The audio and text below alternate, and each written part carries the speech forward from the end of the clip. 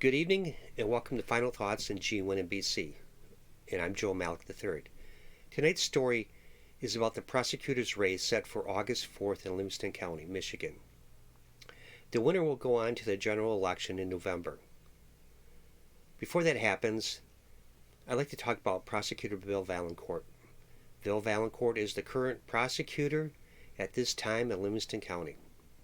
I would like to tell you more about Mr. Vailliencourt and his office. I wrote an editorial about a judge several years ago here in Livingston County, and since then has been covering the same story because it's not over with yet.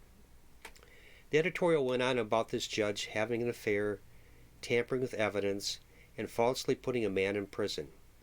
The judge was convicted of perjury and went to jail for 6 months and is out now on probation and must do community service work. Mr. Vailliencourt is well aware of this case because he's been involved with this case since the beginning, which was in 2008. I'm going to tell you about the case that deals with a double homicide. Not alone did the judge have an affair with the lead prosecutor's office in this case, she was also having parties at her house, which ended up in skinny dipping parties.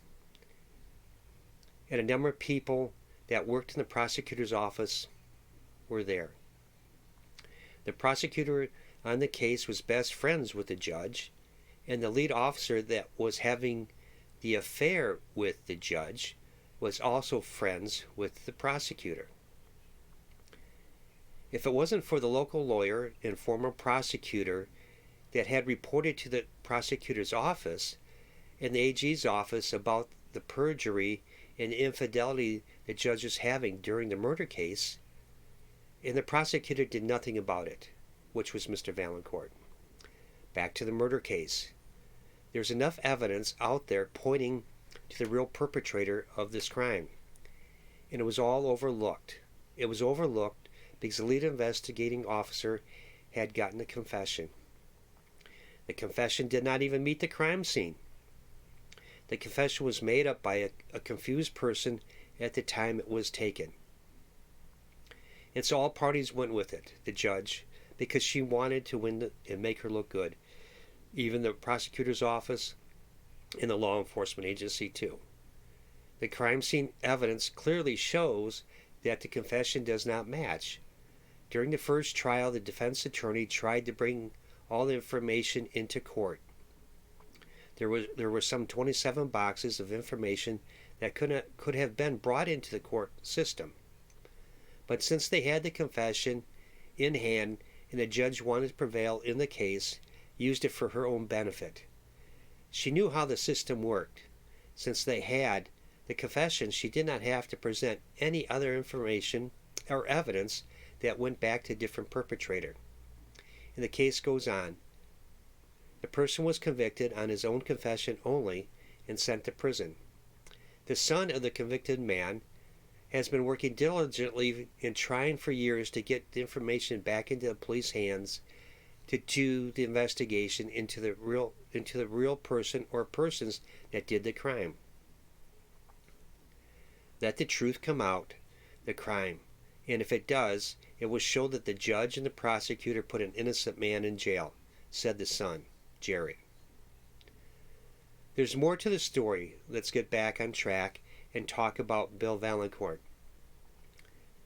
So now, 12 years later, Mr. Vailliencourt has endorsed this fallen judge several times for her re-election. Plus, he does know that there could be an innocent man sitting in jail because of both of their actions. And I did spend time, and I did talk to 2 different county office officials, managers, and they both said that they would have fired their employees if they were skinny dipping and having wild parties and knowingly put someone in jail when they had proof of different perpetrator.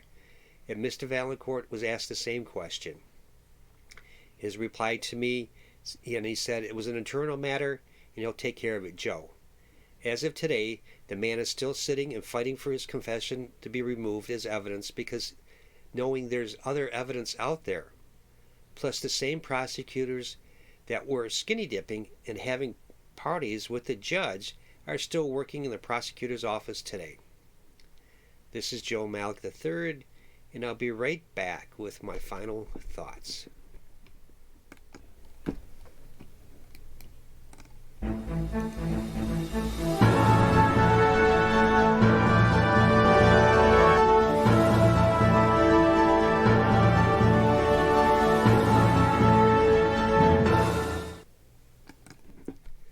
As a reporter for some 30 years now, and interviewing over 1,000+ people in my career and thousands of videos up on YouTube and Google and other platforms, I've done my investigation into this case on the double homicide. I've also traveled the country covering this story, plus having the opportunity to see files that weren't even allowed in the court systems. Because of the prosecutor's office, which is managed by Bill Vailliencourt, all I know is that if I had all the evidence to show that and present into the court systems, it would be up to juries to decide. I myself would not be voting for Bill Vailliencourt. These are my final thoughts, and thank you. Good evening, Joe Malik III, G1NBC.